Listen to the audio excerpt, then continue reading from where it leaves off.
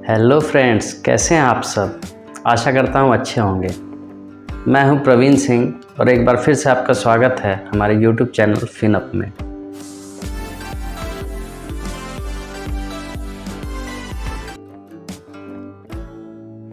Friends, आप लोगों ने मेरा पिछला वीडियो जैसा देखा होगा वो HDFC फ्लेक्सी कैप फंड के ऊपर था। मैंने उसी वीडियो में बताया था कि मैं एक और फ्लेक्सी कैप फंड का रिव्यू दूंगा आपको नेक्स्ट वीडियो में। वीडियो में हम बात करेंगे एक और फ्लेक्सी कैप फंड के बारे में।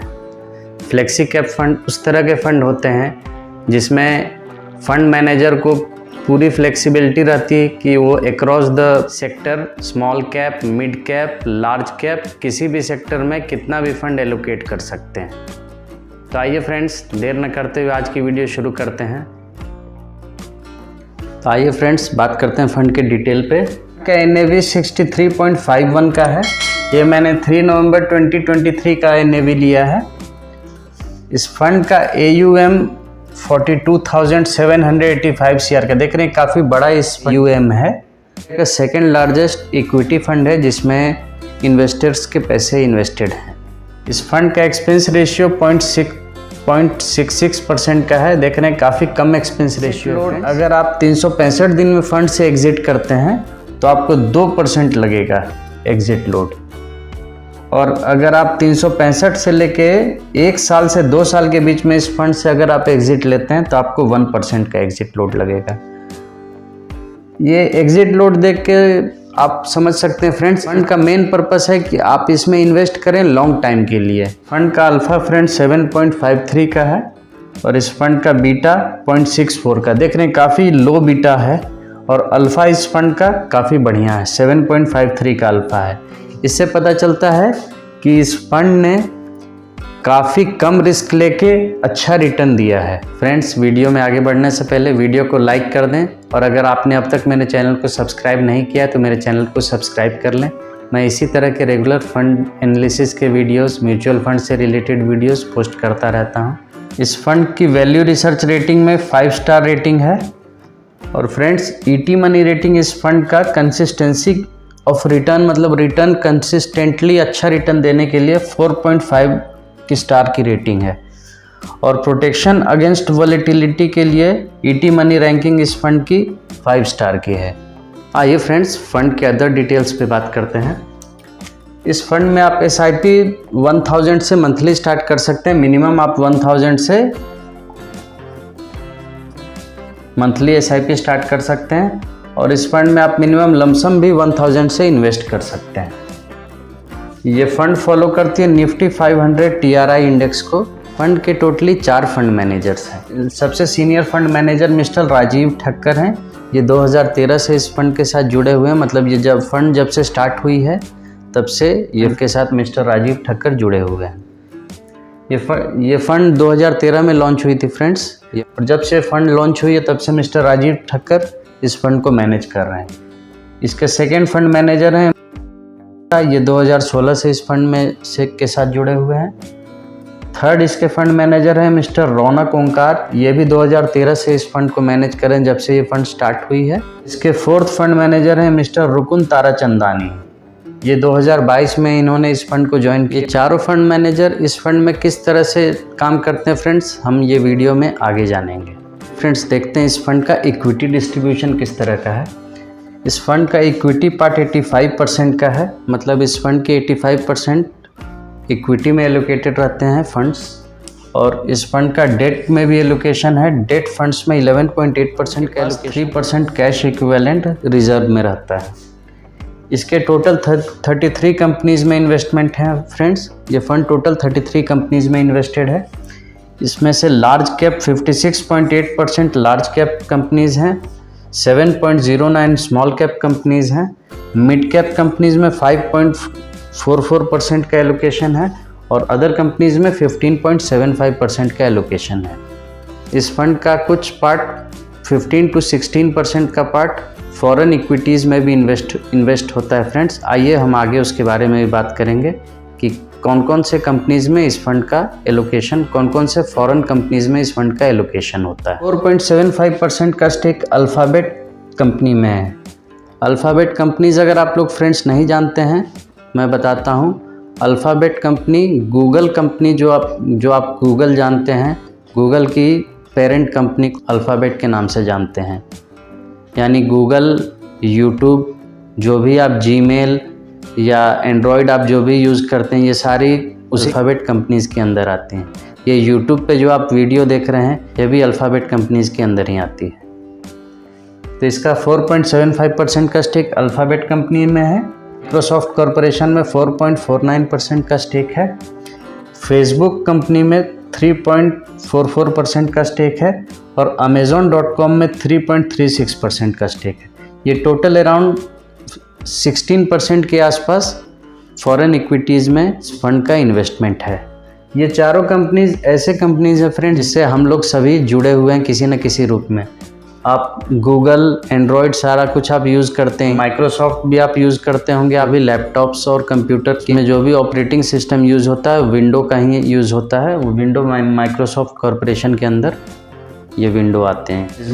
फेसबुक को आप लोग अच्छी तरह से जान रहे होंगे और Amazon.com भी आप लोग जान ही रहे होंगे। तो ये चारों आप देख रहे हैं काफ़ी बढ़िया टेक्नोलॉजी कंपनीज़ हैं और इन्हीं कंपनीज़ में ये फ़ंड इन्वेस्ट करती है।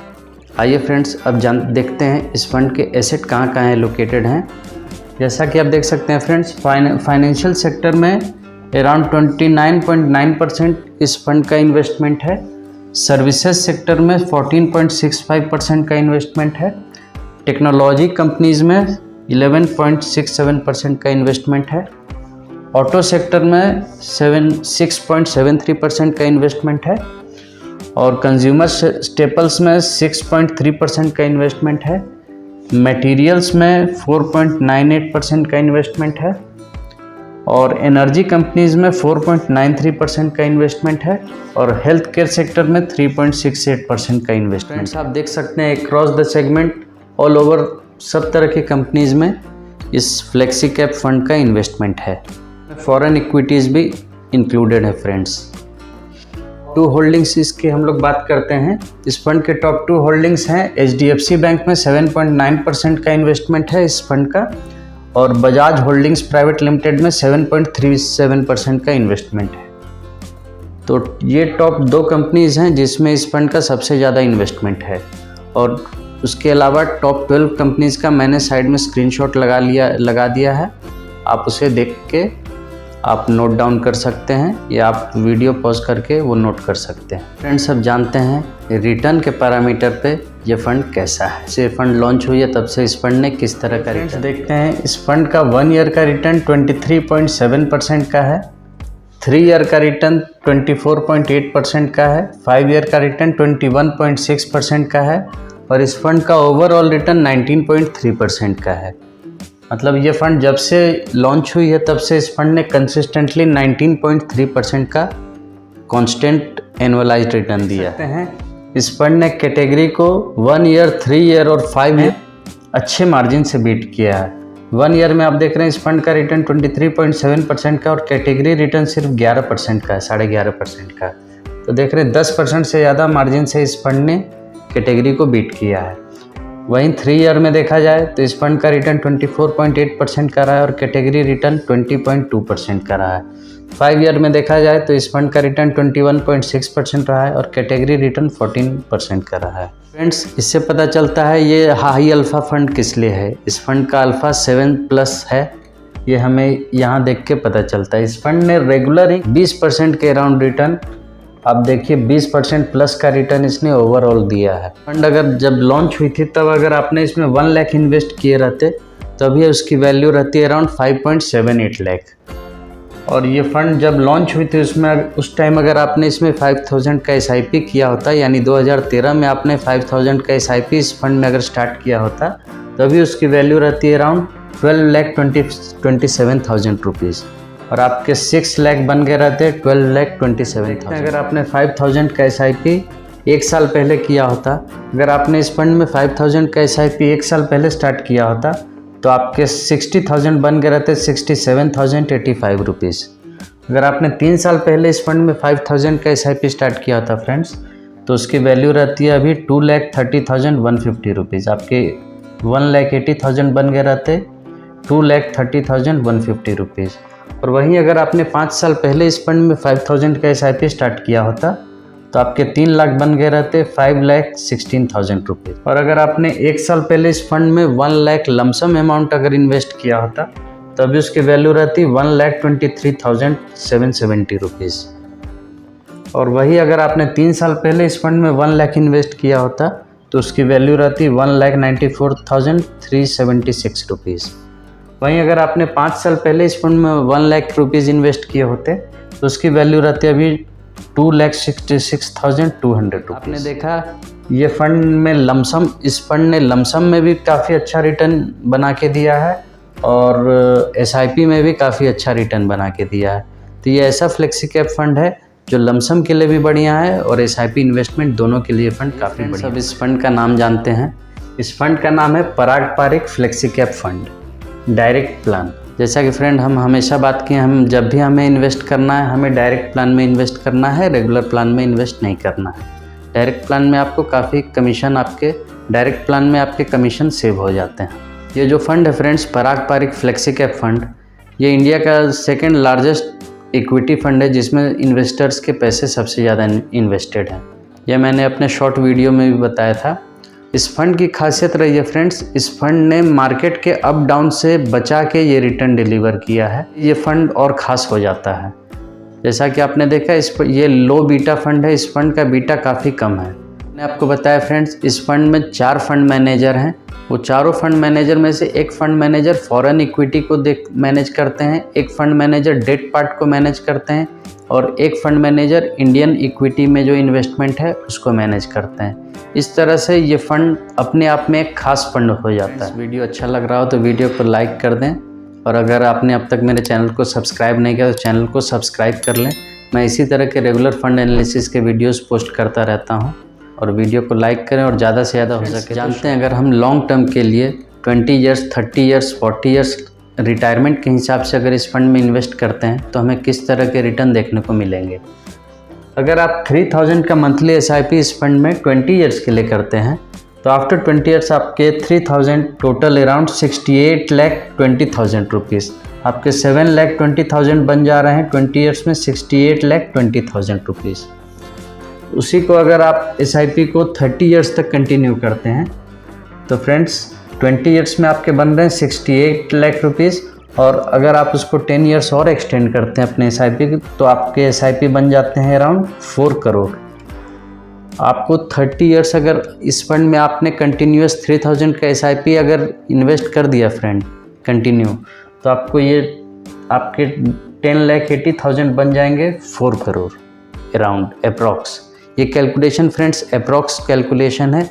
जिस तरह का इस फंड ने प्रीवियस परफॉर्मेंस दिया है उस हिसाब से कैलकुलेशन पे ये 30 ईयर्स का मैं आपको दिखा रहा हूँ। और अगर आपने इसको रिटायरमेंट के हिसाब से अगर आपने इन्वेस्ट करके रिटायरमेंट के हिसाब से आपने इसमें इन्वेस्ट कर दिया फ्रेंड तो 40 ईयर्स के लिए तो आपके वो 3000 के SIP आफ्टर 40 ईयर्स हो जाएंगे 24 करोड़ रुपीज़। टोटल 14,40,000 रुपीज़ बन जा रहे हैं आफ्टर 40 ईयर्स 24 करोड़।